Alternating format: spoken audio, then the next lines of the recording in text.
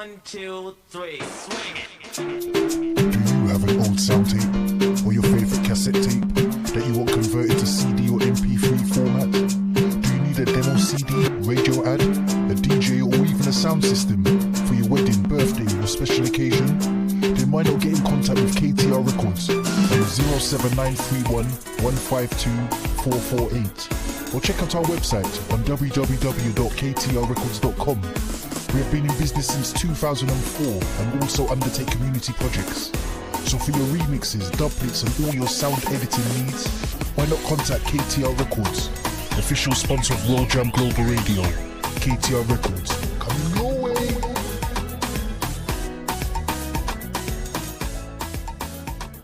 I was terrified about sharing the vulnerabilities of people with difficulties reading and spelling words. However, I can see the value in sharing, and I have taken the time to make some notes about this in my book, Dyslexic: The Silent Difference. You can get your copy now at www.a1tribe.com or amazon.com or amazon.co.uk. Thank you again, everyone, for your support. Red Promotions and Highly Blessed Promotions give you Tobago 2020. Tobago 2020, the ultimate carnival experience. Landing on Sunday, 23rd of February 2020. The all-inclusive holiday of a lifetime at an unbeatable price, starting from £1,349 for 7 nights, all-inclusive, with 10 nights optional. There will be fun-filled day and night events like the popular all-white party, pool party, barbecue boat ride, plus the carnival experience and much more. Music by some of London's finest, Courtney Melody, Commander B, D-Mac, TC Fords, DJ Matt and Euro Millions and more. So join us and let's live our best lives. For general inquiries, call 07729 190 026. For booking and more info, call SN Travel on 0207 254 0136. Quoting Tobago 2020. Sponsored by VibesFM.net, MrMighty.co.uk, SN Travel and World Jam Global. Do you like music like this? Great music all the time. Or like this? The music you love. Maybe this. Great music that makes you want to turn up the volume loud. Or life track like this. Especially where human life is concerned. Surely, sooner or later, people will realize that lives actually matter. Then you're in the right place. Keep it locked to World Jam Global, where music is harmony. Music 24 hours a day, 365 days a year. Yeah, you're a World Jam. Hotter than them. See live schedule. It's for the people who are wondering why we're in the streets and we're outraged. It's basically a rundown of what's happened, and this is recent. And it's if you run, you die. Hashtag Walter Scott. If you stay and get arrested, you die. Hashtag Freddie Gray. Lay down while handcuffed, you die. Hashtag Eric Harris. Hashtag Oscar Grant. If you fight back, you die. Hashtag Trayvon Martin. If you mind your business, you die. Hashtag John Crawford. Put your hands up, you die. Hashtag Mike Brown. Proclaim your innocence, you die. Hashtag Eric Garner. Getting married, you die. Hashtag Sean Bell. Pansagging, you die. Hashtag Irvin Edwards. Beg for your life, you die. Hashtag Thaddeus McCarroll. Hashtag Cedric Barty. Just alive at 12 years old outside playing, you die. Hashtag Tamir Rice. Be outside, you die. Hashtag Rekia Boyd. Be at home chilling, you die. Hashtag Katherine Johnston. Run into your home, you die. Hashtag Ramarley Graham. Injured asking for help, you die. Hashtag Jonathan Farrell. Be in a stairwell, you die. Hashtag Akai Gurley. Smoke a cigarette, you die. Hashtag Sandra Bland. Wow.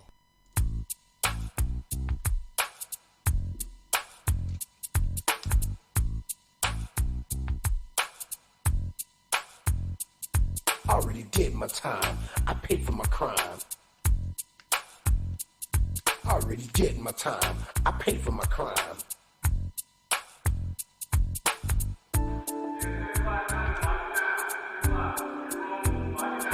I already did my time. I paid for my crime.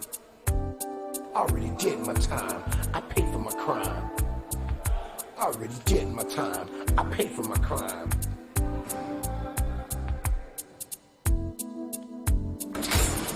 Back Back in the day, I didn't really care about the system. It was all about survival. It was do or die. I had too many rivals. I was too young and foolish to stay in school. I learned my lessons in the streets. There was not a man I couldn't beat. I was good with my hands and very quick on my feet. I was swimming in women. I had girls all over the street. I was getting money. Life was so sweet. Now things have changed. The whole game has been rearranged. I'm a changed man. Don't need no gun in my hand. It ain't about being no gangster. Life is too short to spend it all in jail. Trying to cope with this living hell. Well, I want to introduce you to another Issues Today live on World Jam Global Radio. And believe you me, it's been a battle getting this show on live today. With all the struggles and interferences that we've had over the last few weeks. I paid for my crime. Who would believe that it would still come up with another? Did my time. Well, I got shut out, locked out of my Skype. Couldn't get my Skype to connect. Paid for my crime. I got it done in the last minute, last breath. But let's just, enough of that. Let's just move on very quickly. Let's not just give an enemy a foothold or give them any victory whatsoever. I must admit, we have an absolutely extraordinary show lined up for you today. And alongside my riding shotgun and my producer, TJ, Therese Gallagher, and our roundtable host, Stephanie Babb, we have two amazing guests in Annalesa Thomas meaner than Arnold Schwarzenegger and Marie Cofinco. Real alligator, especially all you haters. Both of them with landmark victories, a message of hope while they plod through their grief. We're going to be sharing some amazing stories with you today. Stand by for another live exclusive on Issues Today on World Jam Global Radio. Already did my time. Already did my time. Paid for the crime. Shout outs as usual to Vanessa Whirling. She's checking in from San Antonio. Shout outs to Patrick Lane. I did my time. I paid for my crime. He's checking in from Kansas. Time. I paid for my crime. I'm trying to get this felony off. If you're receiving this and have the right to vote and live live link, please use this as an opportunity to start a watch party. Share it. Not just with yourself, with any other groups that you can. Because yes, as we will be going on to hear very shortly, I have been officially banned from Facebook until February the 14th, 2020. Imagine that. It's been rearranged. I'm a changed man. They have blocked me, restricted me from posting or commenting on any groups. To spend it all in jail. Trying to cope with this. So if you're receiving this link and you've got access to my page, please use the opportunity to share this to as many pages as you can. For my crime. So that they can't stop the truth from getting out. My time. I paid for my crime. Already did my time. I paid for my crime. Already did my time. I paid for my crime. You can catch us live on www.worldjamglobalradio.com. I was a drug dealer so much. You can catch us live. We are featuring live on YouTube. We are live on Facebook. That's why I'm telling my story to you and you. I had to repent. I must admit, I was doing all kind of stupid shit. Now sit back and think it over since I've gotten older. The life I used to live, I wouldn't do it again. I was young and dumb. My brain was so numb. I was a real Forrest Gump, but I was nobody's chump. Me and Billy. We will refresh your minds with the stories of these meaner than Arnold Schwarzenegger. Unfortunate, like a real alligator. Tragic events that cost these young men their lives. For my crime. Already did my time. Marie Cofinco's nephew, Thurman Vincent Venezuela. I hope I pronounced that right. The opening statements are going on right now. His life was taken when he was choked to death. In prison. In the most aggressive and violent manner. Well. Leaving behind two children. Mourning the loss of their father. As well as an extensive family who loved him dearly. Trying to cope. We'll be hearing some more about Thurman. Yes, I am. Alongside Marie, we're going to have Annalesa Thomas. This is a woman who was reaching out to her son who had lost his best friend I paid for my crime. He had been sober for over a year, and in this moment of weakness and sadness, he was going through a bit of depression. He started to drink. She was concerned about the well-being of her grandson, as any decent grandmother would. And it wasn't that she thought that Leonard would have caused him any harm. She just wanted to make sure that if Leonard got too drunk and was unable to care for his son, then at least there would be an appropriate adult available to do just that. Little did she know, when she called the police for help, they would arrive with a SWAT team. And moments later, Leonard was shot to death on the doorstep of his own home with his 4-year-old child in his arms. All those drive-by killings, stop them. The child ripped from his arms as he lay bleeding to death on the floor of his home. He who was out sin, let him cast the first stone. Too traumatic. To get this felony off my very sad stories. Life on track and have the right to vote and live like that we will revisit again very shortly. All of my friends in the hope that you will gain just a little bit of hope. Put down those knives. Stop stabbing each other. From the fight that these women have had in order to try and seek justice. Stay with us.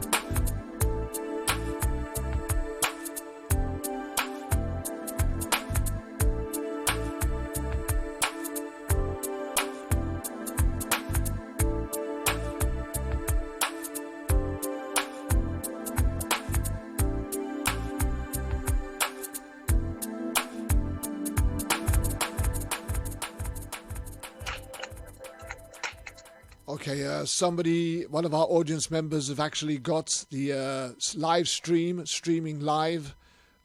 Before I switch on the microphone, I need you to turn that off, otherwise we're just going to get some feedback, please, ladies and gentlemen. Right, okay, looks like we're gone. That's it, that's good. Okay, first and foremost, let me just introduce my co-host and producer, TJ, Therese Gallagher. How we doing, TJ? TJ, you're going to have to unmute your mic. I'm doing good, boss. How are you? I'm okay. How are you doing? Wow. I'm doing good. What a battle we have to get this show out live at the moment, eh? I'm telling you.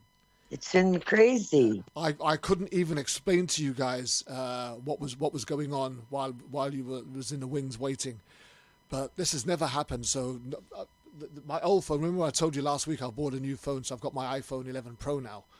But right. my old phone that I've used for 4 years on this show, with all of my Skype contacts and etc. It's just I've left it in the studio. It hasn't moved. I haven't used it. It's plugged in. I used it last week. No issue. Yeah. So I've gone to make the call, and I've got no access to my microphone. Then it's telling me to sign in again. Oh my God. I've got to sign back in again. I never signed out. My God! Then it's telling me that I need permission. Believe you me, in the end, I had to shut everything down. I had to take out the SIM cards. I had to shut the whole phone down and reboot the whole system to try and get some sound, because I just couldn't get no sound coming out so that I can put you guys on air. Then you did. Yeah. And then you did, boss. So with about perseverance. With about 10 seconds to spare. But mind you, I prayed before I came into the studio, so God was watching over me at least. And I know that for sure I know. Anyhow, talk us. Where are we, TJ? What's been going on? Obviously, you're going to give us a rundown on the interference that we had last week. Yeah, well, I didn't have much interference until last night. I got interference when I was sharing. And it said that they had removed me. And so then I didn't see it anymore. So I'm not quite sure what's going on in that aspect. However, I wanted to bring up something really quick. One of our guests in the past, Luann Elizabeth Smith, she is in need of our prayers really bad, boss.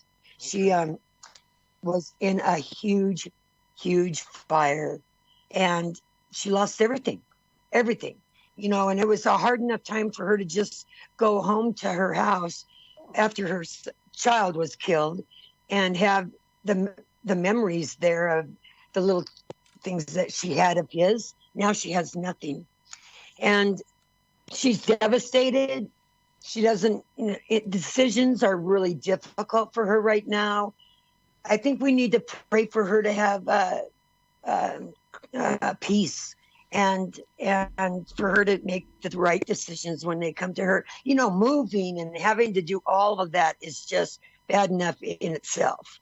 But under the circumstances, with her losing everything, she's just devastated, you know, and I just can't imagine her pain. Oh, well, I suppose we can just put that out. We can put that out there to our listeners first and foremost. Yeah. She was a guest on our show. She lost her son to police brutality. And now she's lost her home with all the memories that went with that. And I can't imagine. We're going to be talking to Annalesa and Marie in a minute, who are going to be talking about their loss.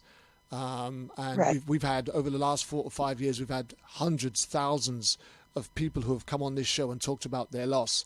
And it's always a tragic story when we hear about people who lose. It is, yes. And then we had somebody recently who moved from the area where they were and went to a whole other area because they just couldn't stay where they were with all the pain that they were going through. But we've never heard of somebody who lost everything. And I mean, I think, who was it? Christina Bunch, who was sentenced to all those years. She lost her home and she lost her son, died in that fire, and then she was charged for that murder. These are real extreme, painful stories that we're hearing about. But I can't imagine that she's lost her son, and even in the midst of that grieving, she's now gone and lost all the memories that she had left to hang on to. It's horrible. Yeah. It's just, I can't imagine either. I really can't. My heart goes out to her and her family. Yeah. And I just pray the Lord just comforts her with the grace that he can. What do you do? It's horrible. Well, all I can say is, if there's anybody listening and they felt that they wanted to keep her in their prayers, to do something to help her, then please contact myself or TJ. And we'll put you in touch with her. Let's see what we can do for her. But at the very least, if there's nothing else that you can do, please hold her in your prayers. And she needs everything. Absolutely. Everything. Yeah. So just hold her in your prayers and keep her in your prayers. But going back to the interference that we had last week, TJ, we got hacked. Yeah. We had FBI or police. They hacked. I'm telling you. What's that all about? Oh my gosh. I think it's just because you're putting out so much important truth. And they don't want to hear that. They don't want to hear it coming out, boss. And it doesn't matter how small or how little. If it's going against them, they're going to interfere with it. Now, today, with Annalesa Thomas and Marie Cofinco, oh my gosh, they have done the ultimate. They have been rewarded. And hence multi-million dollars. Yeah, I mean, $13 million and how did they do each. That, wow. no? We're going to get to hear just how they fought that fight. But so it's just amazing. So I think that there's going to be interference too, because here's two people that made it, and but neither one of them is stopping. No, they didn't get to a point, boss, where monetary value was going to say, okay, well, we did it. We've got millions now. We're going to leave. No, they didn't do that. They're going to keep on keeping on, and they're working on changing laws and presenting bills. And I'm just so proud of them. Yeah. They're fantastic people. And here's the thing, money is never enough. No, to replace the loss of your loved one. And that's why absolutely not. We want justice too. So it's good to hit them where it hurts. And the most important thing is the children, because the money, I believe, has been awarded to the children. So the children, although they'll spend most of their life grieving for the loss of their father, they're not going to want for anything.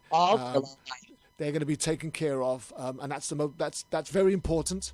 It's not the most important thing; it's very important. That money will not replace their fathers. It won't pay for the pain in their soul, boss. Yeah. It won't pay for the pain, the psychological pain that PTSD has caused, and but it'll help them along the road, right? Absolutely. And we don't have a show next week because is it Thanksgiving for you guys next week? It is, yes. Yeah, so we're having turkey. You're having turkey. Are you coming up? I'd love to come over, but I've got to take my daughter to Winter in the City, which is like yeah. Oh, that sounds like wonderful fun. I wanted to ask you too, are you doing something tomorrow? Yes, I am. I'm actually at a place called the Fleece Inn in Kendall, which is about a 3-hour drive from here. And it's an event called Transformed Lives. I'll be giving my testimony in front of hundreds of people in the hope that some people will get to meet Christ or give their lives and respond. So, yeah, it's going to be an amazing day. I'm really looking forward to that. Oh, my God. Yeah. I wish that we could all be there and hear that, too. But you'll be there in spirit, right?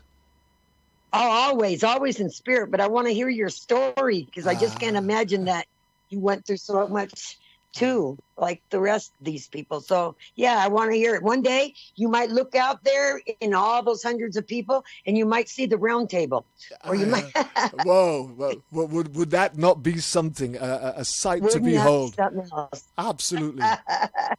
Okay, so we've also got Stephanie Babb from the round table joining us, haven't we, to support? Yes. Yeah. Okay, so let's just do a quick introduction with Stephanie and see how she is. Okay, well, I don't know if Stephanie's on right now. I'm right here. Okay, hi, Steph. Yeah, I've got a second. Hi, guys. I'm good. How are you? Sounds like everybody's doing okay. Thank God we're up and running, huh? Yeah. I know you had some issues to deal with yesterday, Stephanie. Let me immediately take this opportunity to apologize if I kept you up early hours of the morning. But okay. How did that all go for you? Well, it's interesting. Since my brother's trial was announced in the paper here, I've been getting a lot of microaggressions and things. And now I got an eviction from my apartment over $7 short, being $7 short of a $25 late fee. Even though I have a built-up back, they won't take. It's crazy. This is just insane. Yeah. So I'm going to trial because I have proof. I am right. I had money built up in the account, all that stuff, and they refused to even look at it. It might be worthy to note that the chief of police for Eugene, Oregon, had announced his retirement really right soon after my brother had been killed, and I kind of put him on blast publicly. And the very first place he went to work for was the people who I rent from, the corporation that I rent from. And so whether there's a connection there, I don't know. I just know that since that's happened, I've lived there for a long time. Since that has happened, that I've been it's just crazy. I wouldn't think people could do that, but I wouldn't think the police were would do what they could. Yeah, it hits me where I live, literally. Yes. Yep. Right before the trial. So. Well, I kept you in my prayers, Steph, and I know that things will work out for you. Amen. Oh, thank you. I'm so glad that you're with us. I really am. You're so vital to our show, and so thanks for coming. No, thank you. I feel really passionate about this. I think this is a strong message that people need to understand. This isn't just about money. This is about vindication for our loved ones. Money doesn't fix anything, but it's the only way we have of punishing the powers that took our family members away. That's exactly right. Yep. Amen. Yep. Hit them where it hurts. If you can't do anything else, hit them where it hurts. That's exactly right.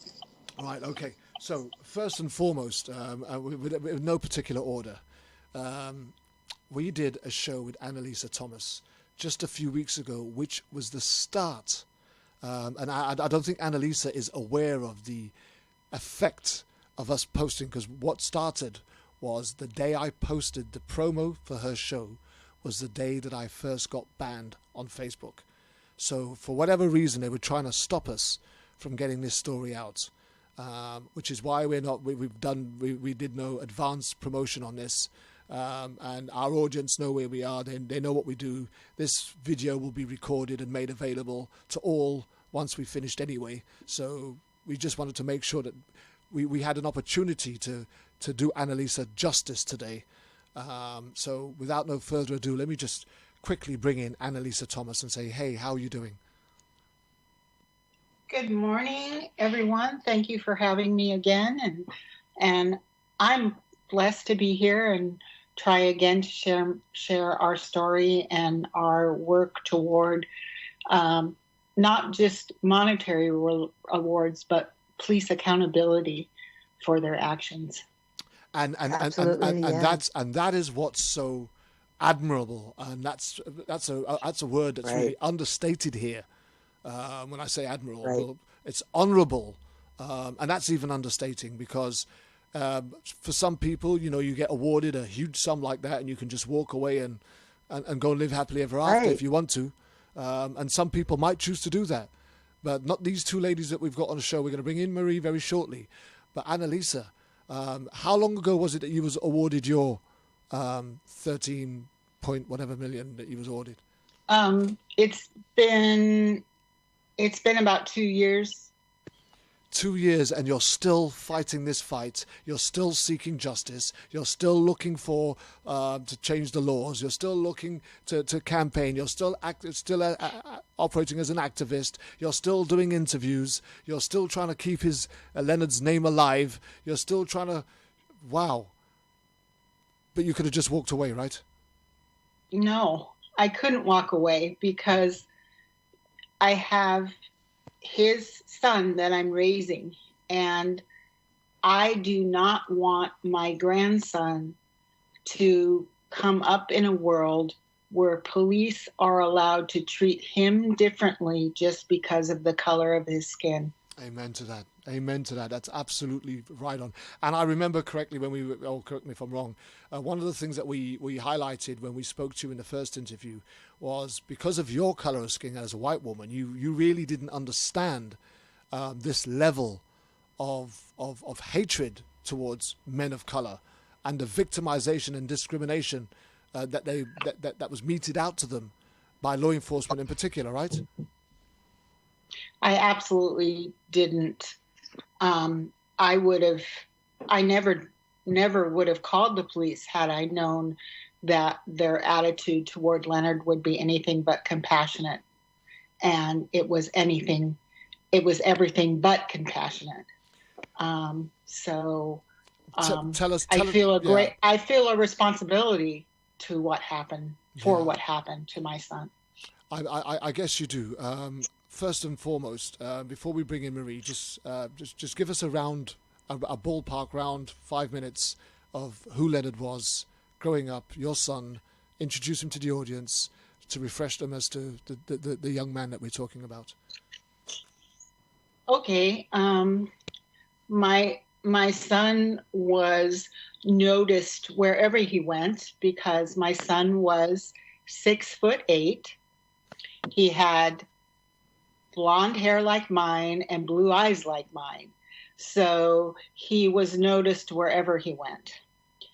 He was one of the kindest people I've ever met. If you needed something, Leonard was there. He was willing to help you.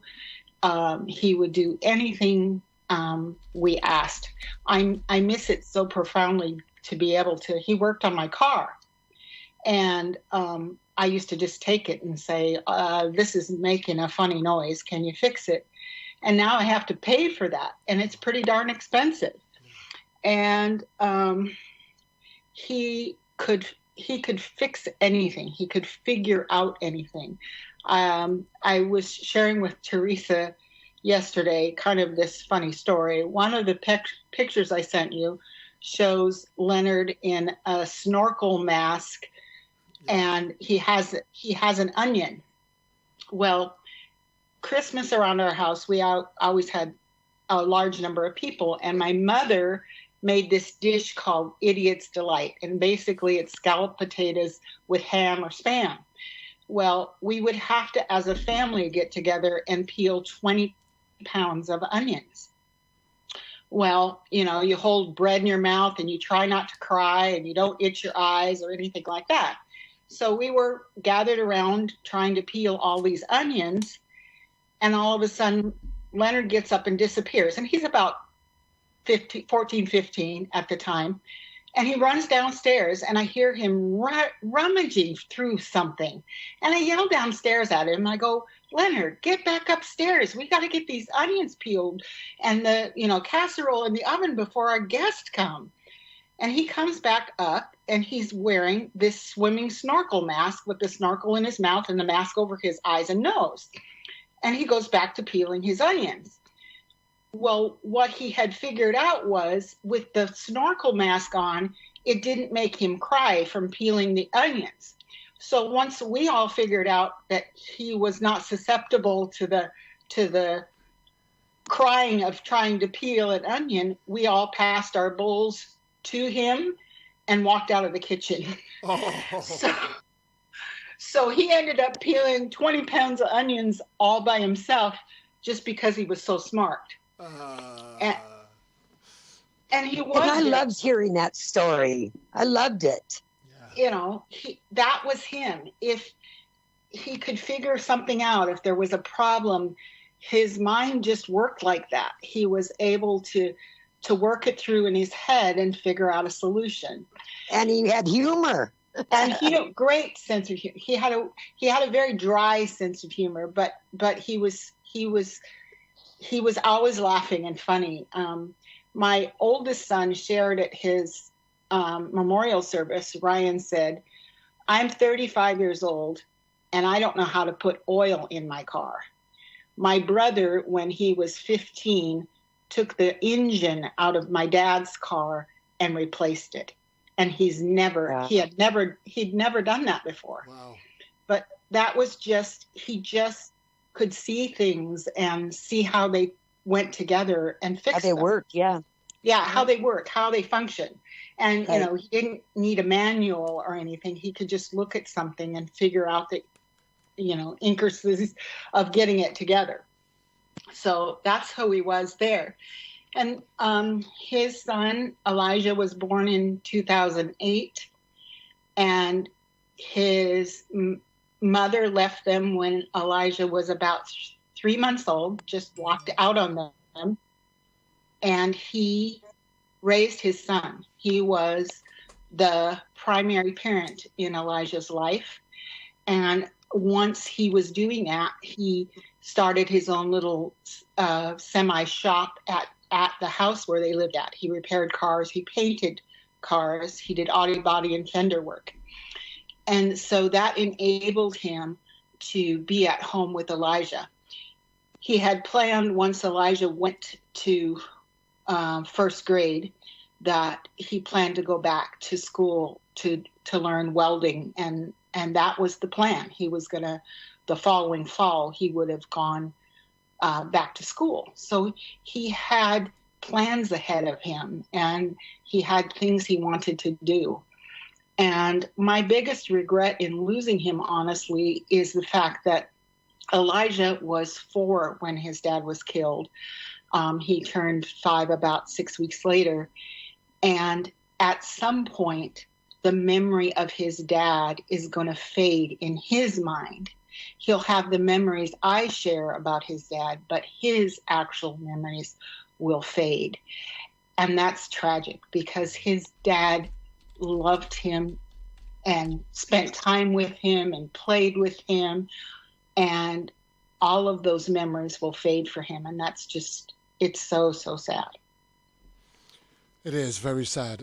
Before we move on to what actually took place on that very fateful day, let's introduce our other guest who's waiting patiently in the wings. We featured her show just a few months ago where Furman was, it was a chokehold that was used to strangle him almost to death, that caused his death.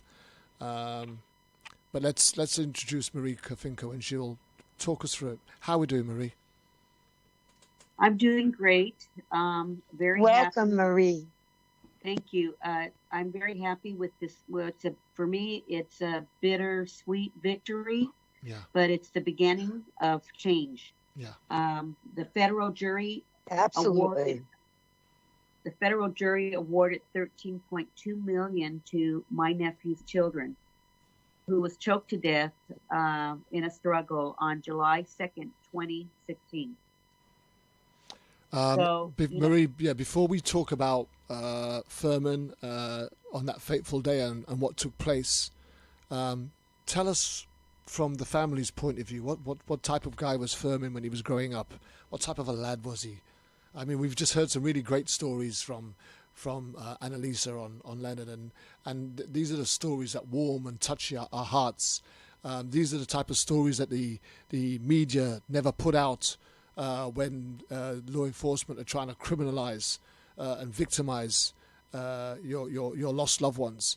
Let us hear a little bit about Fermin.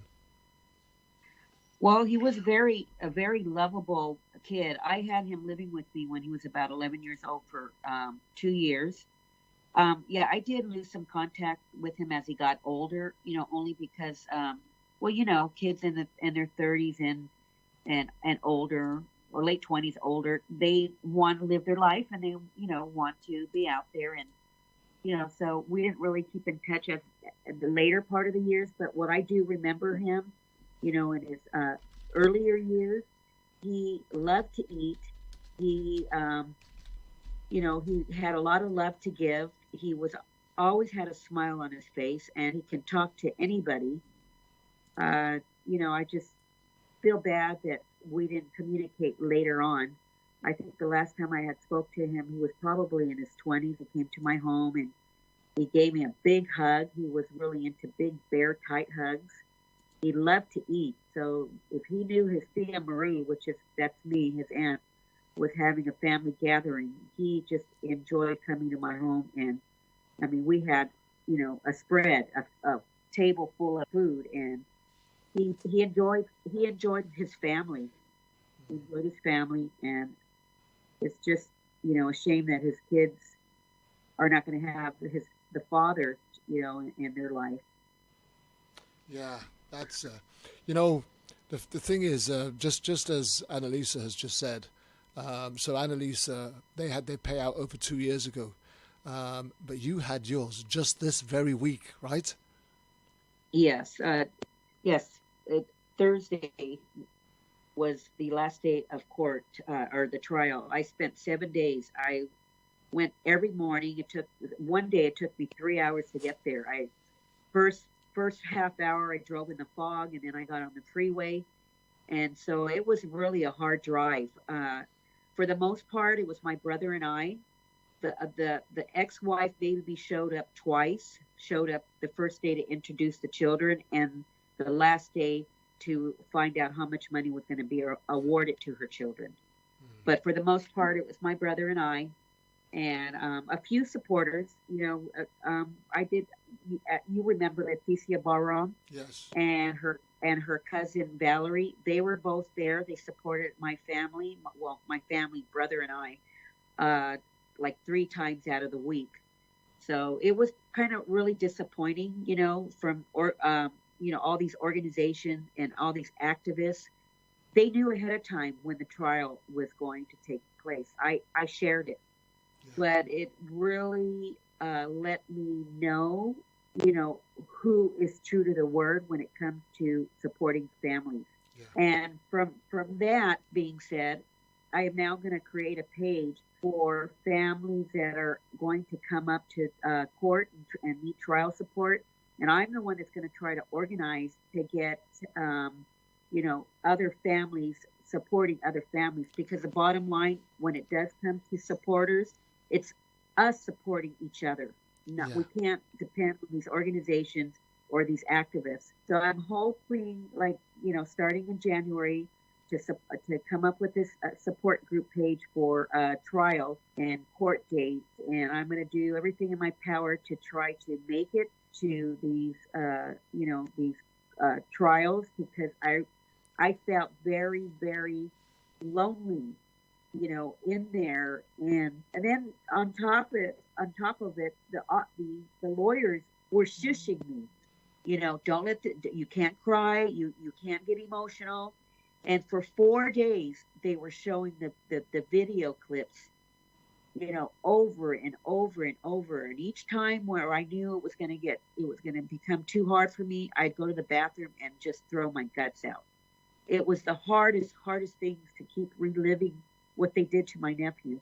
But you know what? This is why we got victory, because we had a compassionate jurors that were up there I mean, one juror he stood up. It was like enough already. He stood up. Our lawyers said, well, we have a juror just stood up. He couldn't take it anymore. He stood up. We had to take a recess, and he went to the back, with the rest of the jurors. It was just emotionally draining to witness a murder on the video, and to hear these officers saying that they would do it if they had to do it again, they would do it over and over, and there's nothing that they would change of what they did to what they did to my nephew. And the jurors saw that. It was just,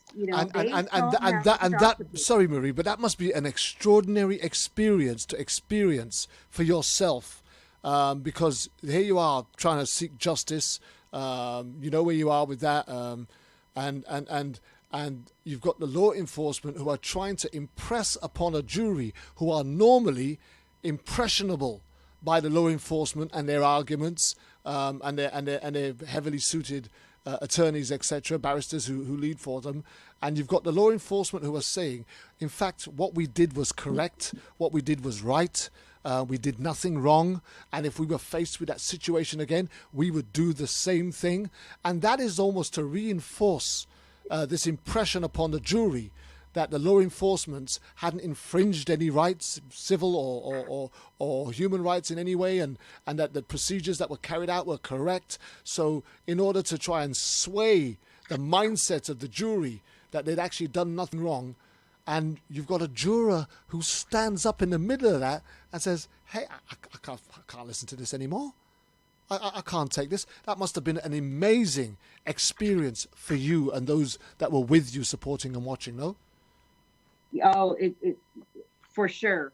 I mean, for sure. It was just, and also throughout this whole ordeal, they were saying, well, my nephew, even though my nephew was saying, I can't breathe, the officers were saying he was faking it. He can breathe because he said those words, I can't breathe.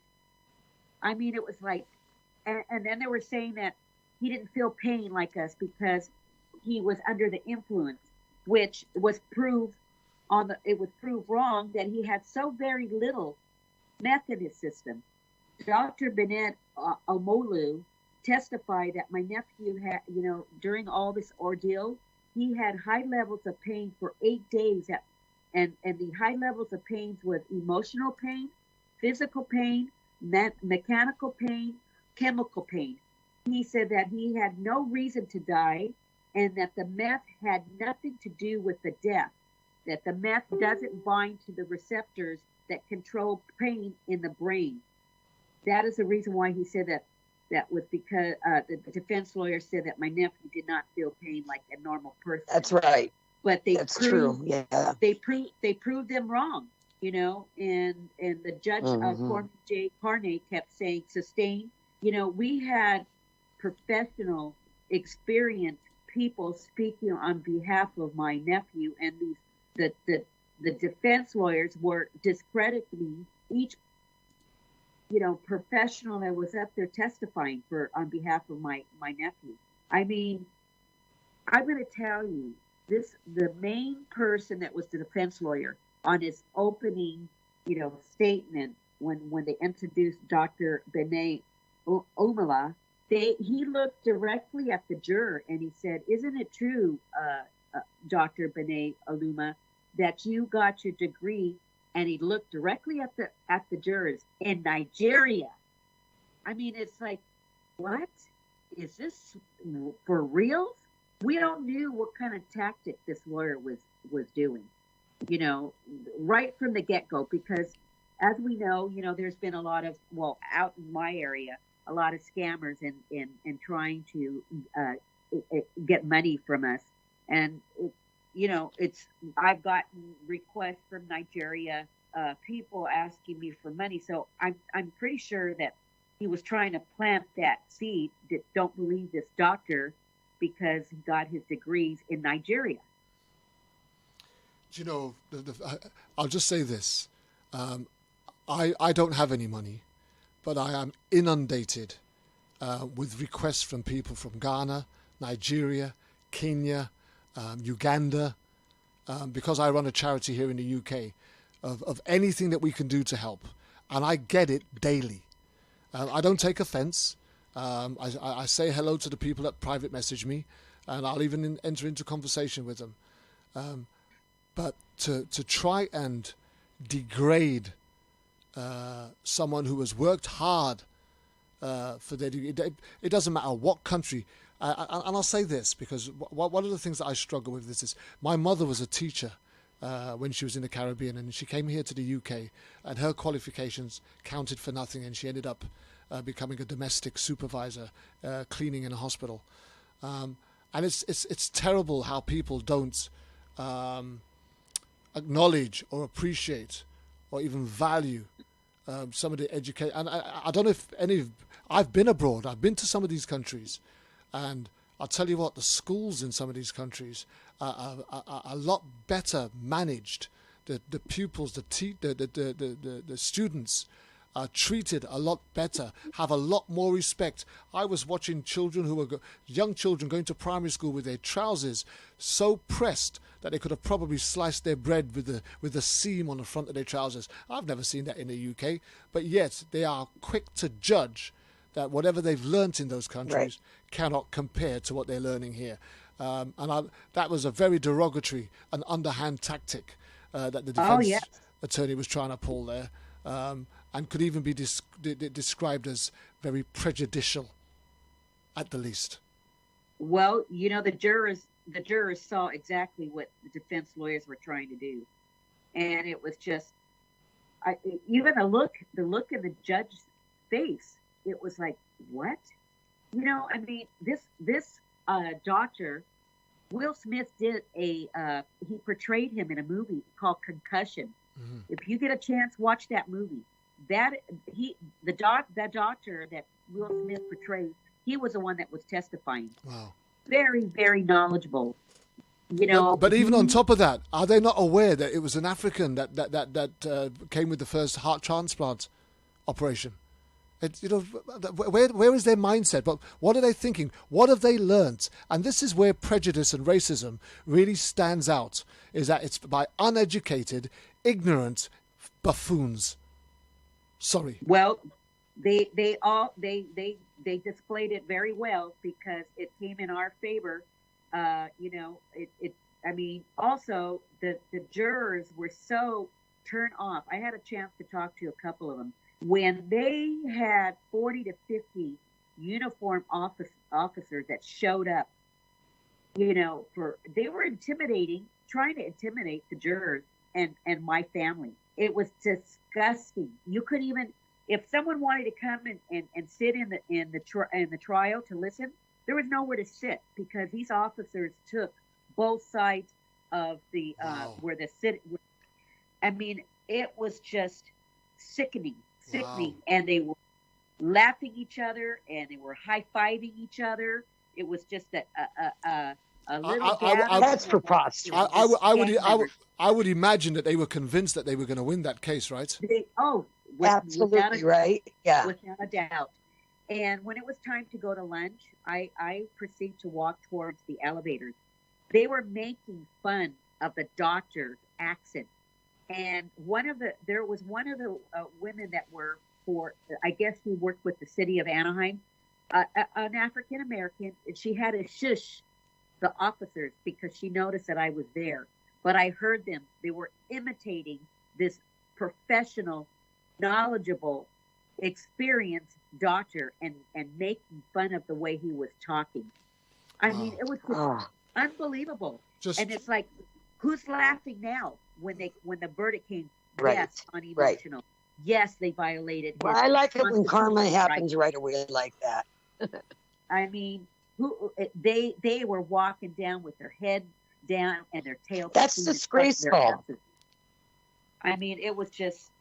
I am so glad that I gave 7 days of my time, and yeah.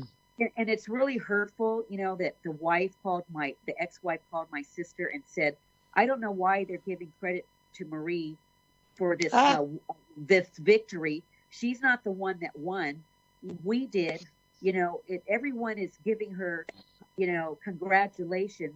We're the ones that, my children and I are the ones that suffer.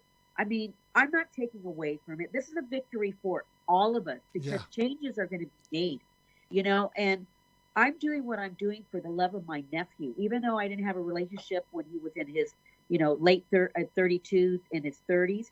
That doesn't mean that I didn't love him, and That's for her right. to say these hateful things, it's like, you have your money, move on. Don't put me That's down too bad. on what my next journey is, because I joined a group. It's called Racial Justice Coalition. I want to put the word out there. They had started a I Can't Breathe campaign for, I would say, the last 5 years. So I joined it. I joined their coalition group because they're the ones that took me under their wings. They gave me exposure. I was on the San Diego news. So my whole journey, going to these events was just getting exposure and boots on the ground and not stopping and telling my nephew's story, because I know that these cops didn't want that. They were monitoring my Facebook. All these weird things were happening on my Facebook. And I would let them know. I would say, you know what? I know you're watching me. Go ahead and watch. I have committed no crimes. I'm not going to stop sharing my nephew's story. I'm not saying anything that's illegal. They were monitoring me, and because of we won, I'm feeling very paranoid. I feel that they're going to retaliate. I'm going to the city council December 30th. I'm not December 30th, December 3rd. I'm going back, and I'm taking my posters that I created throughout the years of pictures of what their officers did to my nephew. I thought after the verdict was read that I was going to move on. I'm never going to move on. It's like I'm not going to ever have my life that I had before his death. I have to accept it. I have to, let the universe dictate on what I'm supposed to be doing now. And I don't think that I'm supposed to just sit and just keep quiet now. And life is like, go ahead and live your life now, Marie. You did what you did. You went out and shared his story. I'm just whatever's gonna happen is going to happen. Let me just quickly bring in Annalesa. Annalesa, as you're listening to the story of what was going on in the courtroom, does any of that resonate with you, or was your court battle different in any way? Our court battle lasted 3 weeks, and our court battle was very similar. That intimidation happened throughout our court battle. Just a couple of examples. The police officer that shot my son was actually responsible for pulling the trigger. We would have breaks, and you go down this hallway, and there were restrooms on either side, one for men and one for women. And every time we had a break, he would go to that hallway and stand and watch as I walked by. And when I came back out, he would be still standing there. So it was pure intimidation. And cops believe that non-compliance is an acceptable reason to shoot someone.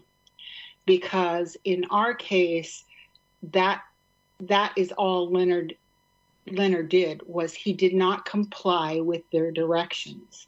He did not break any law. He did not threaten the police. He did not threaten his son or himself. He didn't comply with them. And that's what got him killed. And the arrogance with which the police officers, I heard her say that, they high-fived each other and they joked around. That happened consistently in our case too. And the one particular thing that stands out for me, after my son was killed, I was taken to a police station, and many of the officers, I guess, were conducted an after incident interview. Well, in the after incident interview, the SWAT control leader of the front SWAT team that was in front of our house said that the shot that killed Leonard was a frickin' dynamite shot. Wow. And that he had his chief, the chief had brought them all coffee and stuff afterwards. Cause I mean, it was we were there from 10 at night till like 7:30 in the morning. So, he said he brought us donuts and coffee, and he said, I asked him if we could get some free massages because we had worked so hard. He said this hours, not even hours after.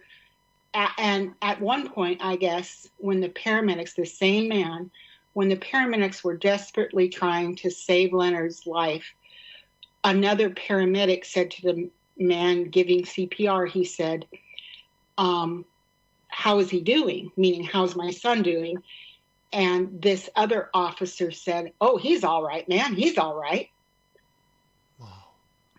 So the pathetic assumption. It's just, when you talk about it was a dynamite shot, Leonard was holding his 4-year-old son in his arms. What if he missed? Yeah, well, that's the thing that's so ironic with this whole thing, is that SWAT officer that said all these derogatory comments, as Leonard brought Elijah out onto the porch, he was going to turn him over to me. Well, that SWAT officer decided on his own to blow up our back door and send a SWAT team in the back door.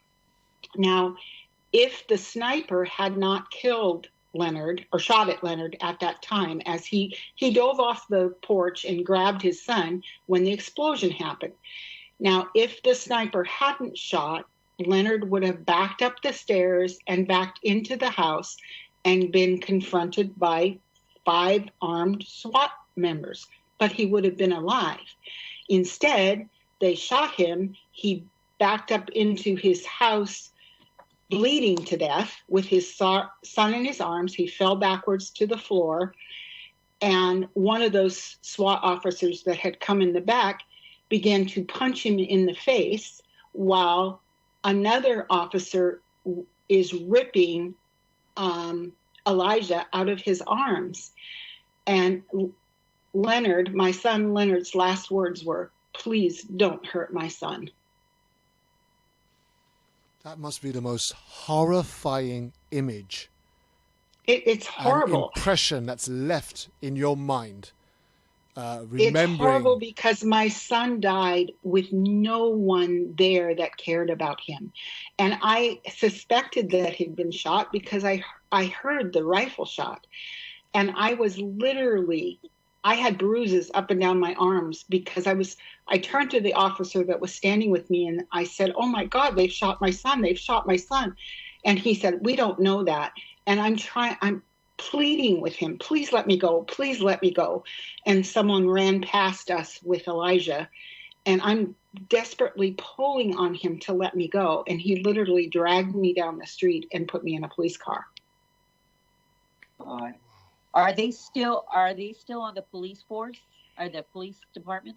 Okay, let me tell you why I am fighting so hard for accountability. Okay, as in other states, the only way to stand up to police brutality is through a civil suit for money.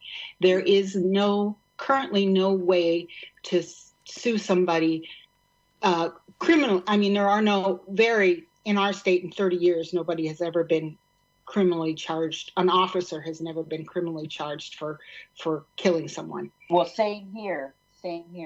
Right. So in our case, when they awarded our money, the jury said, "We find these 3 officers punitively liable, and we believe that they were directly responsible for Leonard's death." One of those officers is now the chief of police in Lakewood. The second officer that made all the derogatory remarks is now the head of Pierce County SWAT. The only person I don't know where he is or what he's doing is the man that actually pulled the trigger. So They were not reprimanded in any way, shape, or form. They were not demoted. They were not fired. They were promoted and magnified as something good. Wow. That they'd done something good. It was like their peers applauded their actions. Disgusting. Disgusting. I mean, so disgusting. I have to let you, I'll tell you what the spokesperson, his name is Lester, said that the big payout will not impact funds from other parts of the city. He said the city will be covered by a risk pool, like an insurance policy, that will be the source of money paid to the plaintiff. Those funds won't be coming from any other sources in the city, such as public safety, parks, or other day-to-day and fractures. Either way, the city disagrees with the judgment. So, you know, what it's saying is no loss to them. You know, the money is not a big deal. I mean, they're not even going to appeal it. So the police department has an insurance policy per se, right. And the insurance policy is what covers them. And in our case, we negotiated after winning. We negotiated 3 separate times. And in all 3 of those times, they wanted us to remove from the record the punitive damages against the 3 officers. And they never paid any of it. I mean, they never were personally responsible for any of those funds. Their insurance paid it. But my husband and I adamantly said, their names will never be removed from this documentation, so that whenever someone looks up our case and the legal forms of our case, their names will remain visible. Amen. Because they murdered our son. I just want to quickly bring in Stephanie, who's been waiting, champing at the bits. Come in, Steph. Hey, so I wanted to point out, you brought up the point of insurance. Eugene, Oregon has about 160,000, the population is about 160,000 people. And what we found out, to my surprise, is police insure themselves for specifically police brutality. So here, that's about $140,000. So if you get a case and somebody gets brutalized, they go in and they want to settle. That's pretty simple. And so they take from this mass amount they've put aside specifically for that reason, which is sad. And then they also, the caveat is that you're gag ordered, that you don't speak about it, which to me defeats the purpose, because then we continue to do it. Eugene had a lot of police brutality cases in the 90s when a lot of eco protest activists and everything else, and it got to be a big deal. So because of that, Eugene, Oregon has private insurance for $10 million specifically for police brutality. So it doesn't cost them a dime. They pay for this. They expect it. Their whole premise is to power over first. They're not there to negotiate. They're not there to keep our communities safe. They're there to, quote unquote, uphold the law. And that's where we have a problem, because that law is no longer serving our communities, and our family members are getting killed because of it. That's why we have qualified immunity, and they can kill with impunity. And there lies the problem. Qualified immunity removes any opportunity you have of getting a personal, direct accountability by the officer himself. And the only way that you can have any victory is by going after the state, which means that there is no consequence for the officer. And what I don't get is, if in the civil lawsuit there is a victory, I cannot understand why, once the victory has been given in the civil, why that doesn't meter back down, cascade back down.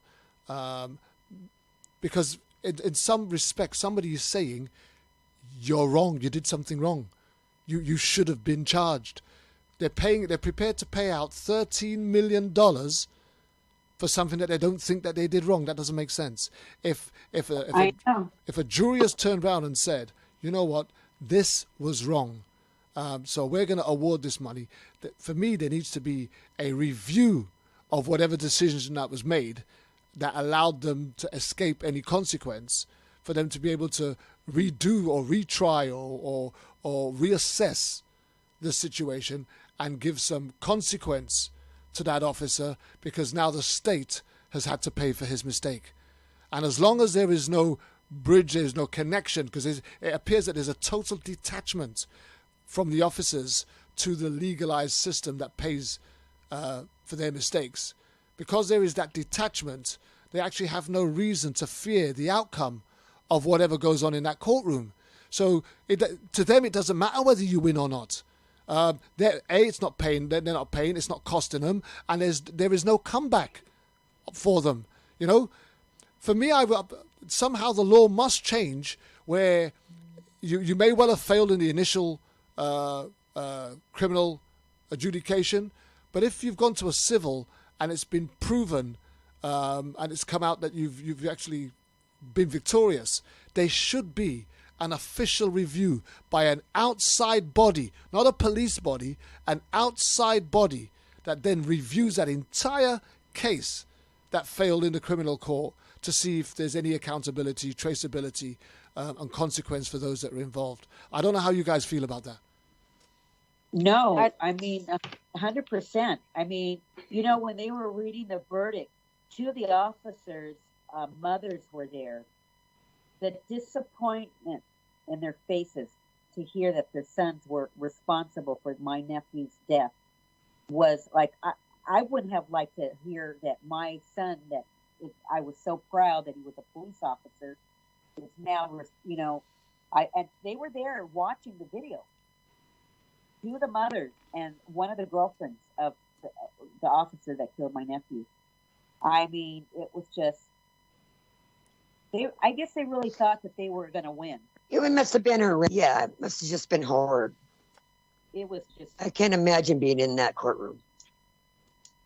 Well, you know, what's sad is that we have Will Stutzman we're prosecuting Will Stutzman is the man who shot my brother, who had decided that day he'd been trained for SWAT, and he was on his way home at the end of his shift when the call came in that there was a situation, and he thought it'd be a great time to experience and use his new skills, and he did. In an armored vehicle behind a 2.5-foot steel turret lid, 100 feet away, decided to shoot my brother in his own doorway while he was unarmed because he was having a bad day. So what would happen if these people, these police officers, were held accountable personally? So not only is their name out there, but I want to see them have to be responsible fiscally in a way that's going to touch base. It's going to touch them where they're at. Just like I mentioned, my eviction earlier, like that's hitting me where I live, literally. And these people keep moving on. So there's another part of this too. And that is that if a police officer gets a disciplinary action or anything else, almost across the board in most cities, after 2 years, their records are wiped clean. So there's a sniper so they can move on. It just gives them an ability to start over because they have that power because they took a sworn oath to uphold the law. So the law is predisposition to be prejudiced toward the police officer, and that is lawful. And that's what we need to change. And until that happens, you know, these police officers are going to continue to do what they're doing because they can hide behind the badge. Nobody knew what was happening with my brother. You know, here's the thing. Here's the thing, right? You get into your car, right? You have an accident. You call your insurance. A, you lose your no claims bonus, and B, your insurance premium goes up. So you go out in 6 months' time, you have another accident, right? You can't lose your no claims bonus because you've already lost it, but your insurance claim will go up. A year later, you have another accident. no, you can't use your no claims bonus because you already lost it, but your premium will go up again. And eventually you find yourself in a position where you are uninsurable. There are people now that it's pointless them buying a car because they can go and buy a car for $100, but the insurance is going to be $10,000, which just doesn't make sense, right? So I can't understand why when you're talking about an individual that holds the life of somebody in their hands, why there is no accountability whatsoever to the consequences that are laid down on that officer when he takes someone's life.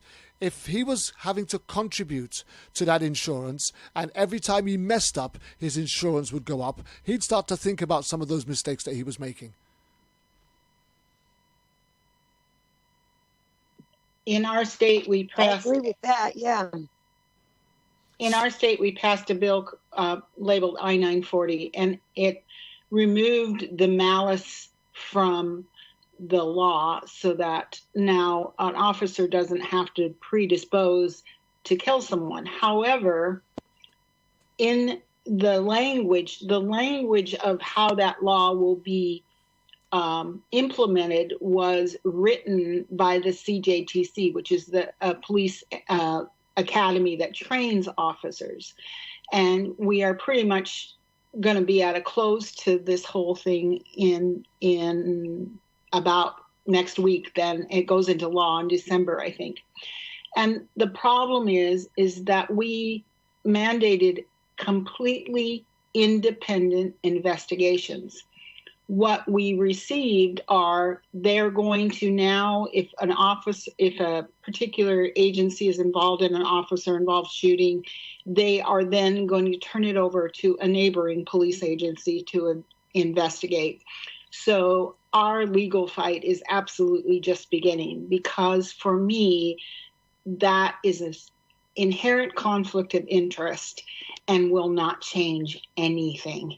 And the other thing in our state is that the prosecutors are linked to the police, and they must decide if an officer-involved shooting is something that could be prosecuted.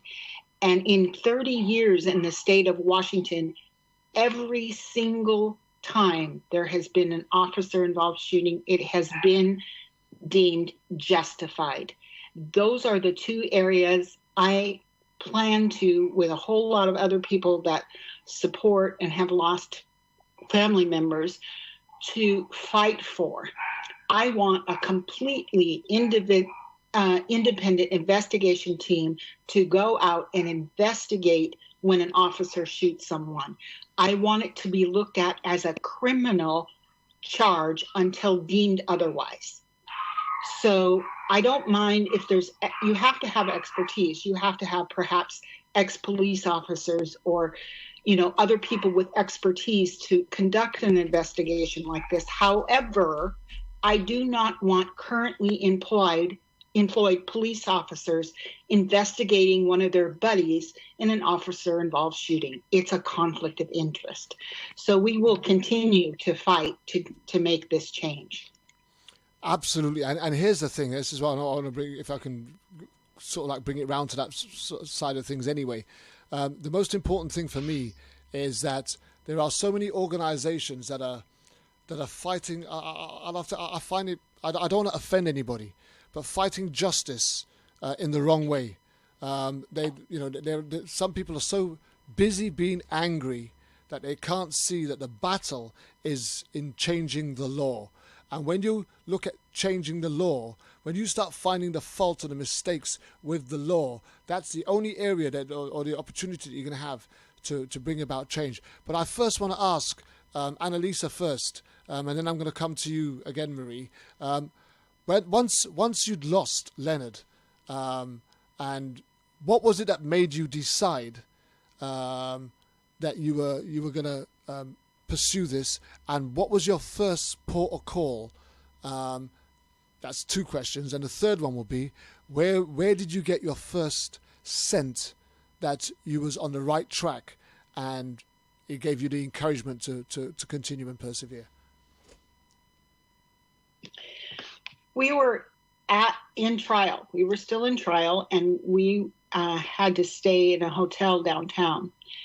And the last week of our trial, a young woman was killed in her home. She was pregnant, and she was killed in front of her 4 children.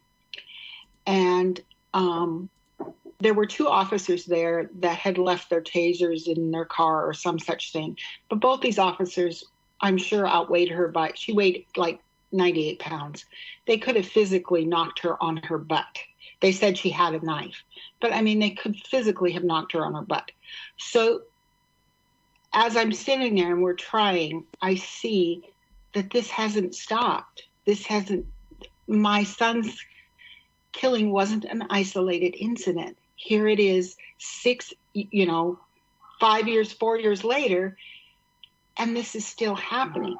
So I had seen an article in our newspaper about a group called Not This Time, and it was a group formed by Andre Taylor after his brother Shay Taylor was killed in 2016. And so after our trial was over, I told my husband, I said, we are going to get involved and we're going to find out how to do that. So we contacted Mr. Taylor and his group, and they came to our home and visited, and they told us that they had a petition drive going on for this bill called that's labeled I-940 to change training and to mandate that officers give first aid at the scene. It will, and there was a bunch of things, and it removed malice from the prosecuting avenue. You didn't have to prove malice to prosecute an officer. So we got involved in that group and started, going out to have people sign a petition, and we started, encouraging people to get involved, and that law passed. And as I said, the last year we have been a part of the group of people that are writing the language that implements this law. And some of it is very positive. There's going to be better training for recruits. There's mandated first aid. However, what's lacking is it's not, once a recruit goes to an agency, like say he goes to Chief Zorro's, the man that was promoted to chief, he goes to his department, and Chief Zorro runs his department however he sees fit. And so that training may tell this man in a situation like my son's, hey, wait a minute, maybe we can think of something else or do something else. But he has a commanding officer that's telling him, you need to draw your weapon and you need to shoot to kill. They do not incorporate non-lethal weapons. They don't depend on them. They don't incorporate de-escalation. And so some of those things have changed for the better, but we have so much more work to do. And thankfully, Not This Time is a bunch of dedicated people, mostly family members, that are saying, this isn't enough. This needs to be an independent investigation. This needs to be a law that mandates you cannot shoot someone when they are unarmed. You cannot shoot someone just because they are not complying with you. You cannot shoot someone when they're running away from you. Wow. There are laws in place that say that is not a justified shooting. And so until those things are enacted and visible in our community, I will not stop. I have no intentions of sitting down and being retired. I'm retired. I worked 22 years for the state. I could be retired, but I'm not, because this is such an urgent thing to change. And you're journeying. You are on the journey. You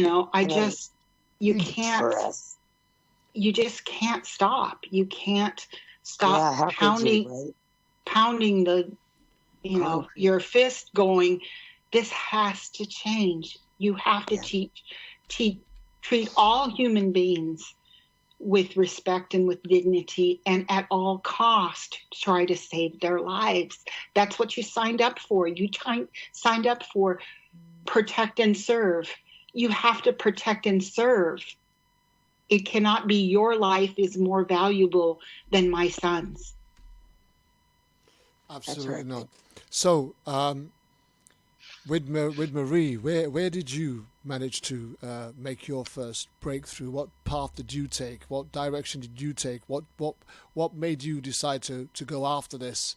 Because obviously, you know, you've obviously got to the point where Annalesa got to, where there was going to be no criminal charges. So what made you go and pursue and continue? You're going to have to unmute your mic, though. Can you hear me now? Yeah, I can. Okay. Well, my thing, I come from a family of 7, and I'm the oldest. And I was pretty much the only one that saw the video, and I've always been vocal from a very young age. And I knew that my family couldn't go out there, you know, so I had to be the spokesperson for my family, and I had to be the one that was going to go out there. And how I came to that conclusion, that what I was going to do, you know, after the murder of my nephew, my family asked me to give him his last haircut. So I went to the morgue, and I had a one-to-one conversation. Of course, you know, I talked to him and told him that I made a promise to him when I was in there that I was going to continue to share his story until he got victory, and I wouldn't stop. You know, and people are going to know what they did to him, and I would keep the names of the officers out there, you know, letting the people know that they used, even back then, I called it an illegal chokehold. Yeah. You know, so, and before the verdict was read, I already had mentioned, I felt it in my gut that these officers were going to be held accountable. You know, if you will, you know, I mean, they're not going to prison, but they're going to be known throughout the world that they are responsible for my nephew's death. You know, I didn't get any money out of it, but it's still a victory. Yeah. It's still a victory, and whoever is, you know, they can make and say, well, she's not the one. But Marie, this was never going to be about money, was it? No. It was never about money. Nope. Okay, you just want to quickly bring in Stephanie Babb, who's waiting in the wing. She's got something that she wants to interject with. Come on, Steph. Hey, so I want to say, I want to commend you for cutting his hair, because when you go in and people hear you talk about that, that's what makes this real. It's when somebody tells somebody, or when they hear that your loved one has been killed by a police officer, the automatic assumption is that they've done something wrong. And we need a place, we need a day, they need to prove to us and the community what exactly was wrong. But before that, and while all this is going on, we're grieving. We're not only dealing with the public, and we're dealing with a potential lawsuit and everything else, but we are hands-on. Our loved one is gone. When I got called to find a hat for my brother, so we can have one last viewing for my mom, it was to hide the bullet hole in his head. And I never thought in a million years, where does that come from? And when families go through that, they need to hear us, they need to hear our voice, and they need to know that we're sitting in a courtroom because of that, not for the money. That's horrible. But because of that. That's horrible. I mean, there's no money for my end, you know, so they can't say, oh, she's just doing it for the money. The comments that are being made are coming from the ex-wife. Even now, she says, I have no right to go out there and do this campaign, I Can't Breathe campaign, because it was not, I didn't go through what she went and her kids. No, you don't ask permission. You do it. And that's why we're all here now. That's it. You are exactly right. She didn't do it. She wasn't out there with boots on the ground. You know, yes, that's right, Marie. She wants to look at it as like, I'm not the reason why this verdict came out, a victory verdict. She wants to say things like that, you know, and my sister said, don't. We know though, Marie. Yeah, we exactly. know. We know. You're here. Yeah. She's not. There you go. Yeah, right. Yeah, she can think all she wants. She might be even feeling guilty for not being able to participate in a way that we would have thought was admirable.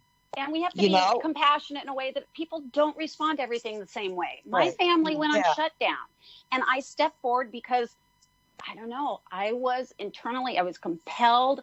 It's been a journey, and I was able to do it. And you weren't put in this position if you weren't meant to do it. You really wouldn't. That's what I mean. Yeah, that's what I'm trying to say. And I don't get, I'm not naming the lawsuit. This is for my brother's children, my niece and my nephew. This is for them to have something a little bit better in their life, because they're going to live with this always. Their children will never know their father. My brother didn't get to see his son graduate from high school or his daughter graduate from college.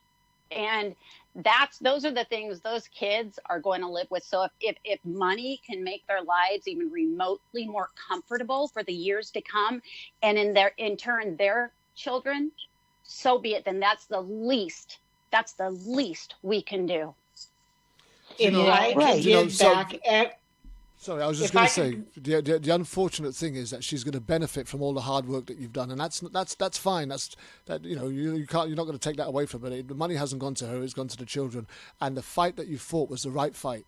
Okay. But here's the thing: she in her mind, I shouldn't be going out there. But if you had not been going, control your life. So 1 second, if you hadn't have been going out there would have been no victory to talk about. If nobody had gone out there and fought the fight, and that's right, there would have been no victory to talk about. So exactly, no, the victory didn't come because of you. The victory came because it was wrong, and the jurors that stood in that courtroom agreed with you that it was wrong. Yeah. She herself must know that it was wrong. The only thing is, she did nothing about it, apart from, and everybody deals with grieving in their own way. Well, it's not up to us to decide how involved, how connected, or how hurt she might have or might not have been. It's an unfair place for us to put ourselves in to try and judge that. But what we can say is, we know that you went out and fought. And that's all that matters. The bottom line is those children will never want for anything else for the rest of their lives, because somebody decided they weren't going to sit down and take this.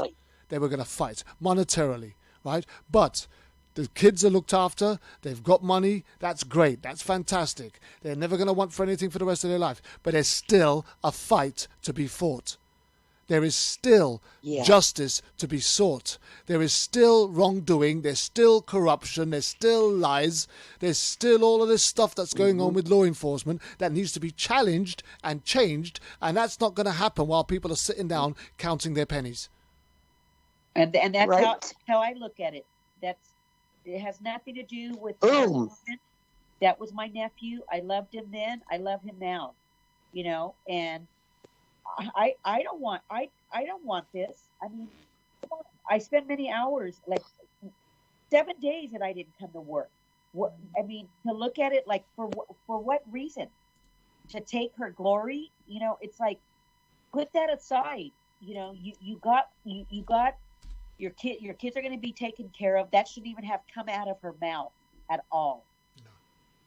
Right. Absolutely not. And the bottom line is, because her kids are going to be taken care of, it means that she's going to be well off too. Can I make a comment here? Absolutely. Yeah. I would give every single dime we were awarded, and Elijah was awarded, if the people the police officers responsible for his death would be held accountable for what they did. Amen. That's it right there, Annalesa. Right there in that statement, that's it. The right money does not matter. It's the accountability and the lack of human decency that these men portray themselves. They are above the law because they are law enforcement, and that has to change. It has to change. I desperately implore on people, you do not understand how terribly these men conduct themselves and how they really aren't protecting and serving. They're protecting themselves. They are covering up their actions. They're covering up the way they treat other human beings. So if they want all this money back and will be held accountable, I'll give them every damn dime. It was only just a few months ago that you had that officer up in Baltimore, I think it was, where he was giving evidence against his fellow officers, claiming that they all carried around replica guns so that they can place in the possession of individuals that they had wrongly shot, so that they can claim that those individuals were carrying a firearm. It was only a few months ago that this officer was actually giving evidence against his own fellow officers in Baltimore. Look it up. It was only a few months ago I came across that story.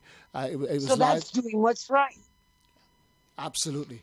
And there's not many officers that do that. That's the biggest problem that we right. have here, right? Exactly. We've got officers covering each other's backs when they're doing all of this wrong stuff, and we haven't got enough officers like that officer who was prepared to probably run the gauntlet, take all the hack and the stuff that went with it, probably threats, intimidation, officers turning their backs on him, potentially setting him up to be killed or shot, and all of these things are real when you go against the blue line, right? But he took a stance. He took a stance, and he did the right thing. The problem that we have here is that there are not enough officers prepared to do the right thing. Do the right thing. Yeah, you're right, boss. And as long as you've got officers not prepared to do the right thing, then the other officers will continue to get away with it. And then we were talking about, and I think it was Marie that raised the issue. I'm sure it was. If I'm wrong, please correct me. About the district attorneys who then are the ones that have to decide whether or not there's a prosecution against an officer in an unlawful killing or police brutality case. Now that has to stop. That has to change. They cannot be the ones that are left with that final decision. Every police brutality case, every unlawful killing, any issue that is questionable or queried should be taken to an independent body and reviewed. Everything should be reviewed as if it was a court case within itself, and then a decision made as to what grounds were found. Exactly. Right. That's what needs to happen to bring some integrity to law enforcement. Right. And they should be prepared to hand that off, and cooperate with any ongoing investigations from external agencies. Exactly. Right? That's what is needed to bring integrity back into law enforcement. And until you've got law enforcement officers who are held accountable for every one of their actions, especially when you talk about the most serious effect of all, that is taking away the life of a living human being. If you can't be held accountable for that, then you can't be held accountable for anything. Nothing makes sense in this world if you can't be accountable for taking someone's life. Now, I'll say this again. I've done this show for 5 years, and I've never done this show looking at gangbangers, robbers, thieves, rapists, and people like that. For 5 years, I've been interviewing families whose children have been taken away from them, who are not in the pursuit of criminal activity. Most of them were unarmed. Most of them had their hands up or had their backs to these officers. But most importantly, none of them, right, deserved to die. And if you're telling me after 5 years of doing this, which is 52 weeks a year, and I'm only scratching the surface, because I believe there's almost 1,700 in the last 5 years, almost 1,700 people unlawfully shot dead by police officers in the United States of America. And that's more people that were getting shot in Afghanistan, Iraq, and Iran put together. Now, we got a problem. One thing I want to say, during the deposition of Officer Daniel Wolf, he is the one that did the last chokehold. Do you know in his deposition, he said he was not trained that the Carteret restraint hold could cause injuries. All three officers said that they were not trained that that this chokehold would take their life. All of them, they were not trained, and they were not trained on the anatomy, like what's in that area. And also, the bone, the hyoid bone was broke. They try to blame it to while he was in my nephew was in the hospital when they pulled the tube out. Now, the woman that the autopsy said that's not possible because dead people don't bleed. He hemorrhaged when they broke that bone. They were even denying that. I mean, it was just sickening.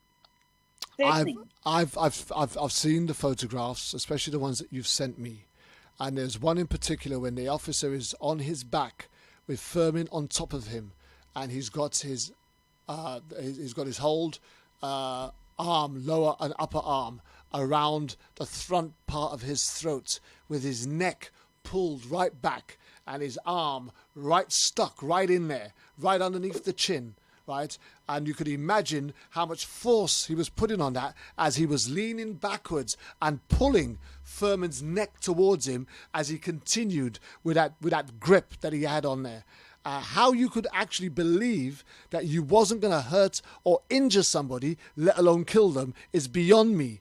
And anybody that stands up in a court of law or in front of an audience, whether it be the media or a committee or a panel, investigative panel, and claims that they didn't think that would hurt, injure, or potentially kill somebody, deserves not to be wearing a badge of such honor to serve and protect their community, because that person is I came very close to saying things that I shouldn't say.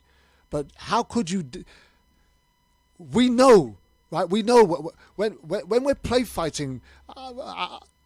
You guys might be about the same age as me. I'm 58 now, but I can remember in the days when we were play fighting, and I knew when I was holding somebody too tight. They didn't need to be struggling and move, because sometimes you wanted to hold them too tight, but not for long.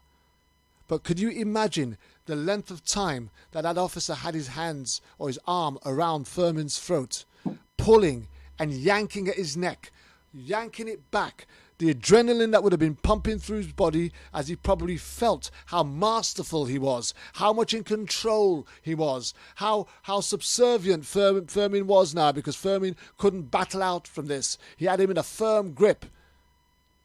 But for him to say that he didn't think that could hurt, maim, seriously injure or kill.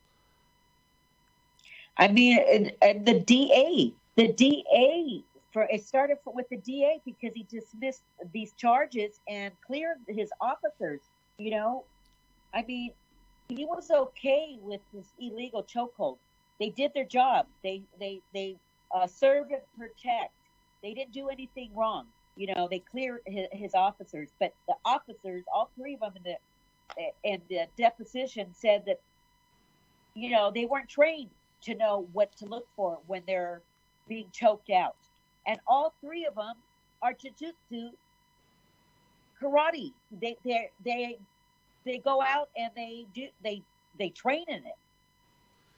And just one other question, Marie. When that officer was laying on his back with his arms around Furman's throat, yanking on his neck, how many other officers were present? Because the picture doesn't totally show. But how many other officers were present? There were three. That was Officer Daniel Wolf is the one that was choking, Wu Jian-jun, and Sergeant Daniel Gonzalez. Now here's another issue that they did that was illegal. In a 24-hour period of time, you're only supposed to do one choke. They did up to 4 times. Right there, they went out of their training policy. Right there. Wow. But here's the thing. once the officer had Fermin under control with his arm around his throat, and I think it looked like he was trying to wrap his legs around him as well. I'm not sure. Yeah. Then why couldn't the two other officers have moved in, secured him in a much more restraining way, so that that officer could have removed his arm from around his throat? They couldn't even answer that. They asked the same question. And on top of that, our lawyers asked, why was it necessary? He was already limp. He was already brain dead.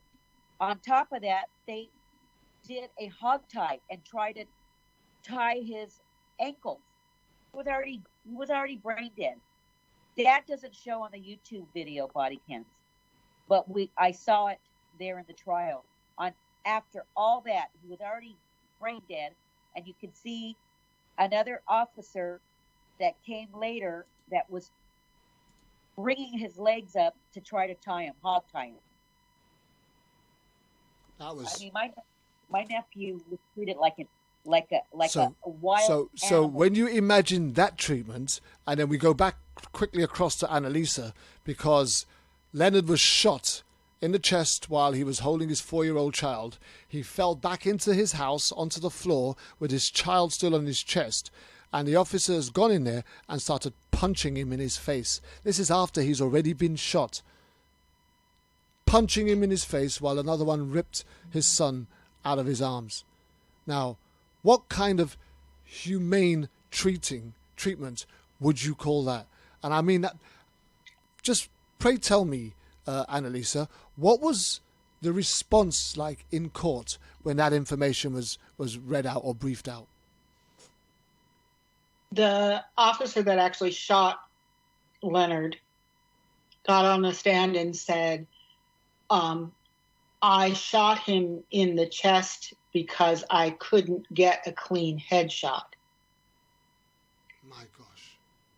So before you carry on, Annalesa, because I want you to carry on, but just before you carry on, I shot him in the chest because I couldn't get a clear headshot, would suggest that you were dealing with an armed terrorist about to blow out the World Trade Building or something with 200 people in it. But this was just a man who police had been called because his mother was worried that he'd had one too many to drink and he had a child in charge. That was it. That was it. But as an officer, you're standing there saying that you shot him in the chest because you couldn't get a clear headshot.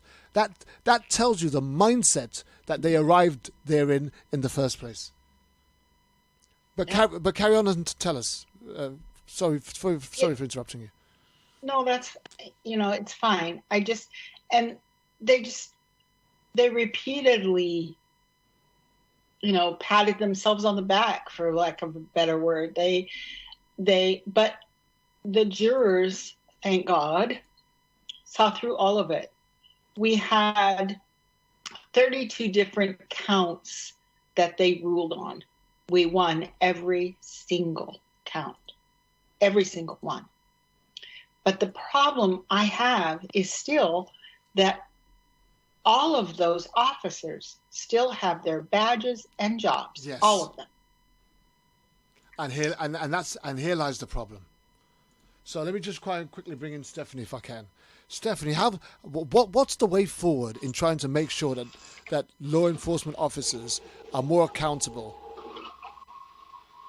Well, I think individually we all are doing what we can do. There's laws being changed and everything else. But until we pass a federal law that hold the individuals accountable, personally, I think we need to set an example and be better for these men and women who have sworn to take that oath to uphold the law.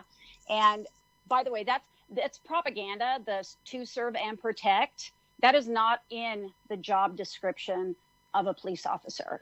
That's what they try to feed the community so they are more compliant in order to access whatever it is, wherever they are, and do what they want to do.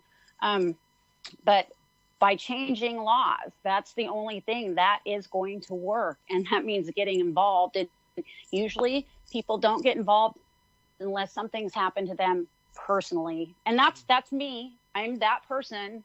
But it's ignited a passion in me that this shouldn't happen to everybody else. And that there are laws for every state, and that's a place to begin. Cahoots here in Eugene, Oregon, it's starting to take effect across the United States, and they are a crisis response team to people who are having like issues, like my brother who was having a hard time.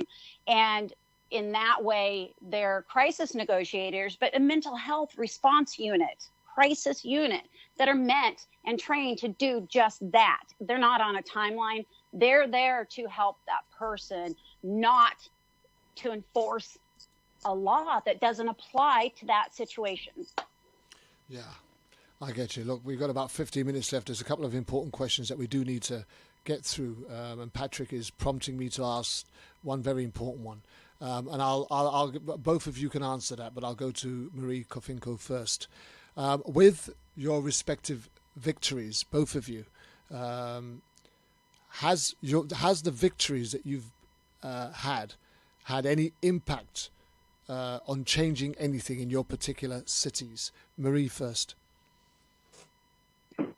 Like I said, I have joined Racial Justice Coalition based in San Diego, and we are, well, they have already started a I Can't Breathe campaign. So we're trying to get a bill for that. So, you know, I'm hoping maybe in the no more than 2 years that we can get a bill, get it in Sacramento to pass. So, and I would imagine that you are really working hard to try and continue making these changes. If I can, yeah, come on, Stephanie. If I can step in really quick, you know what I'd like to really see is there to be a separate crisis call center, not 911, because with ours, it was during a shift exchange and erroneous information got sent that potentially led to my brother's death. And if we had a center that took in calls for crises, emotional crises, then they can respond, they could be dispatched. As it stands, even something like Cahoots or Project Response in Portland, Denver has a place. There are things in place. Memphis, Tennessee has a fantastic program, and you don't hear about it. And I'll tell you why. Because statistically speaking, it is so phenomenal and it works so well, decreasing the incident levels and the arrests, that it's not making the city any money. So those regulars that they know that they can make money on, the people that they become familiar with are usually mentally ill, or they've got, they're repeat offenders. In Memphis, they have a program where cops, they volunteer, they have extra training, it doesn't take a lot, and they go out there, and those are the people that continuously respond. That's a team specifically made for that reason. And you don't hear about it because it works. So if we had something like Cahoots that had a separate call center, when this started, I started talking about Brian's bill, and that was essentially, because he was a veteran, is for the veteran, the VA, to step up and be that call center for other veterans. And then the more I've gotten into this, the more I realize yes, veterans definitely need that help. And for everything they've done for us, we need to be there for them. But this isn't just our veterans, it's everybody. And that's what we need to respond to, because we're in a we are now in a situation where this has become commonplace, and I don't want it to be that for my children. So here's the thing. Here in the UK, we have what's called a crisis team. And on any issue relating to mental health, these are trained, qualified psychiatrists who work with people that suffer with mental health related issues. On any issue relating to mental health related issues, the crisis team are called first. The police, if the police are called to an issue and it's a mental health case, they call the crisis team. The crisis team makes the first approach. They try and break the ice, break the water, whatever you want to call it. They try and interact, conversate, try and talk the person down, try and get them to a reasonable level of, even to the point where they are even medicating them on the spot, giving them something that they could take, a sedative, anything to calm them down, before the police step in and have to arrest them for whatever it is that the police were being called there for in the first place. But the first duty of call is the crisis team. And just to add to that, in my workplace, we've actually identified that mental health related issues is now one of the number one causes of absence from work, that we've now started a project within our workplace where the management team, the senior management team, starting with the senior management team, are being trained on understanding mental health so that they can be able to pick up some of the signs and support some of the colleagues and team members within the workplace who might be going through potential breakthroughs. Now, these are the type of things that we want to be seeing infiltrate right across the board, because if it can happen here and if it works here, then it can happen there and it can work there too. But before we move on, let me just move over to Annalesa quickly and just say, has there been any changes within the police departments because of the victory that you had 2 years ago, Annalesa? Yes, there has been significant training changes, and those have been implemented. And like I said, the group that I belong to, Not This Time, is responsible for this bill being statewide and passed. It passed. So the nuances of the bills that didn't get implemented to our satisfaction, we're going to definitely propose more legislation. So yes, I think things are moving forward, but they're not where we need them yet. Right. Okay. So you've both got your victory. Well, you didn't get your victory, but the victory was won. What would you like to see happen next, Marie?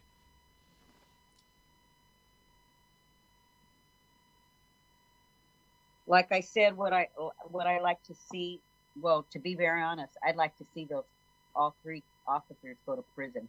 Yeah. I don't know how that's possible. Like I said, I'm just the aunt, but I know that if I had the powers of me, I would be out there, demanding that these officers go reinvestigate it and go to prison for the crimes that they committed. Is there anything that came out during the civil lawsuit that refreshed your mind and thought, we've got an angle? Have you been given any advice or encouragement that there's a possible angle that you can go and pursue against any officer that was involved? No. In fact, I think I'm going to call the lawyers and ask them if what's possible now, what we can do. I wish I don't even know if there are laws where an aunt can bring, take them to court or have them arrested or whatever needs to be done. I don't know. I have to look into it. Here's the thing. Most cases at the end, the judge sums up, right? Did the judge sum up in your case? Meaning? At the end, when it was all said and done, and the jury had come back with their verdict, did the judge sum up in any way with any forms of opinions? Not that I can. I don't remember if he did or not. Okay, let's just But my thoughts were, if nothing came up, as far as evidence was concerned, if there was anything that the judge might have said that could have prompted you to think, well, okay, we've got an angle to get in here, because sometimes a judge, in his summing up, will make a clear indication that wasn't right, or that, giving the impression that he doesn't understand how a criminal charge wasn't pursued or gained. But let's just quickly move over to Annalesa and ask Annalesa, what would you like to see happen next where you are in your city? I would like an independent investigation team set up so that anytime an officer-involved shooting happens, that an investigative team independent from any employed police officer investigates an officer-involved shooting. And then secondly, I would like the ruling of justification to be moved from the prosecutor's office to the attorney general's office. And all of that will take legislation. All of that's going to take a more further legislation. So those are the things I would like to see happen. And again, to you, in the summing up, did the judge point out anything that might have been relevant that could have given you hope of an angle to come back with? The judge in our case wrote a 69-page rebuttal to what happened and how the other, for the police officers' attorneys conducted themselves. However, in most states in the United States, police are strongly protected by their police unions. And in my estimation, there's no way to go after the people that we feel were responsible for killing Leonard individually because their police unions protect them so profoundly. So we on the round table have been talking over the last year or so. And one of the things that we've really been having a look at is the Officers' Bill of Rights and try and find ways to try and change and impact that.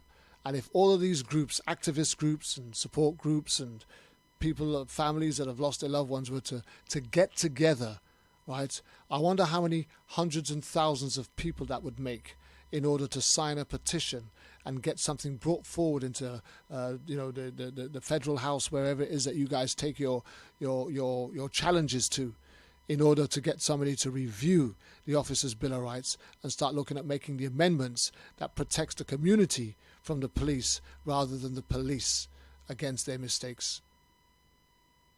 Now, we've got 3 minutes left. TJ, bring us home, TJ. I think I'll have to call you in, Steph.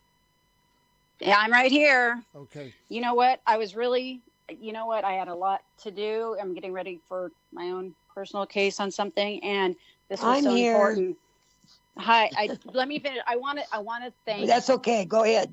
This for making this point because it doesn't stop because the families get money. That's such a minimal part of what we're doing, and being here and showing up. That's the important thing. Thank you guys so much. Absolutely. I agree with that. I totally agree with that. And, I want to thank Annalesa for coming and sharing with us again. And kudos to you for keeping on, And Marie, the same with you. You know what? Who cares what they think? We see you and we see your fight and we see you're where the bottom line is with that. And maybe the family will gather and see that. And that's what's important is just to keep on doing what you do. And I'm so proud of all of you. And boss, you did it again. And this time we did it without interference. Yeah, well, listen, we really got through the whole show without anybody cutting us out or knocking us out or locking us out. And that was absolutely amazing. But I first, apart from TJ and Stephanie, thank you guys tremendously for your support once again. But I tip my hat to you two women, Marie and Annalesa, for your hard work, your effort, your commitment, your passion, and your never give up spirit. And your victory, both your victories will give hope to hundreds and thousands of people out there that are still battling for their lost loved ones. That, no, money is never enough. We want justice too. But yes, we need to hit them where it hurts. And you guys, between you, 26, almost 27 million, you've definitely hit them where it hurts. I want to thank you guys for coming on the show, and we look forward to staying in touch. And Marie, in particular, when you start that page in the new year about supporting families going to court, please come back and tell us, and you'll be able to advertise. We'll give you another slot on the show where we can talk about what's going on with that. But we'll also want to be able to support you in supporting them families. We've already got a great support network in a team of our roundtable team. But yeah, we'd love to find a way to be able to support you in delivering that service. Okay? Thank you so much for having me on. The blessing has all been ours. Thank you guys very much. Yes. We've run out of time. We're out of here. Okay, Thank you. Okay, Good night. Bye. Bye.